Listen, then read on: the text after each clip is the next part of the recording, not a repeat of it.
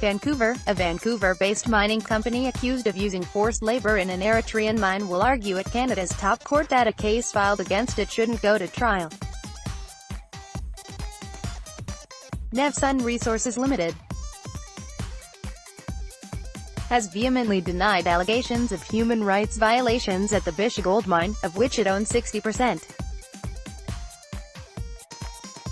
In 2013, the US-based Human Rights Watch alleged myriad problems at the mine, including that the company allowed the use of conscripted labor, through arrangements with the Eritrean government.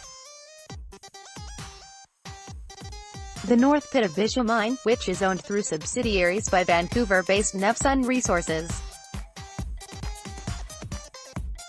The company now has permission to argue at the Supreme Court that a forced labor case against it should not go forward in BC. Nevsun, in public statements and court filings, the company denied that it worked with the Eritrea government to build or find labor for the mine, said it doesn't allow conscripted labor, and that it has checks in place to guard against its use. 2014, 4 refugees, formerly Eritrean nationals, sued Nevsun in a BC court, arguing they had been forced to work at the Bisha mine, and claiming damages related to slavery, torture and inhuman treatment. The parties disagree about where it should be allowed to be heard. The plaintiffs want to hold Nevsun to account in a BC court, while Nevsun said a Canadian court shouldn't get to decide the case, especially because it implicates the Eritrean government. Article continued below. Nevsun denied the refugees making the claim were subjected to forced labor or abused or mistreated at all, according to BC court filings.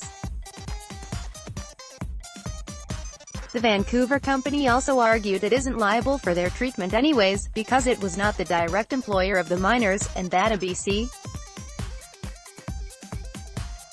court should not have jurisdiction over the case pertaining to the actions of another country.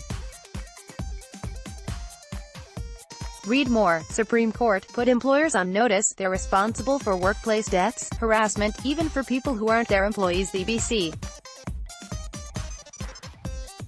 Court of Appeal unanimously dismissed the company's arguments that the case should not go forward in 2017. The defendant says it did not owe the plaintiffs a duty of care, nor did it conspire with others to breach any such duty, reads a portion of a BC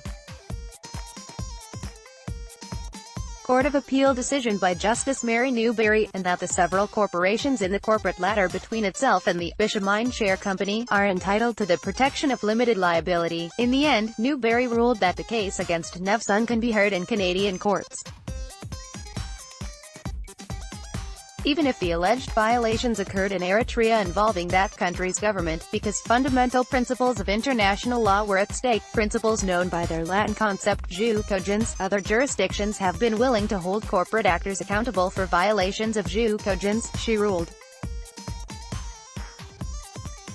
And over time, the doctrine of active state has been limited by public policy considerations said to be part of domestic law. Article continued below. Reasonable persons and reasonable experts in international law would seem to hold different views on the effect of the Convention Against Torture on states' domestic laws. This month, the Supreme Court of Canada gave Nevsun leave to appeal that decision, which means the company will have another chance to argue against the case going to trial. Nevsun did not immediately respond to the Star's request for comment. The development in the high-profile case comes after a pair of recent Supreme Court decisions brought into the scope of employer responsibility under the law in this country.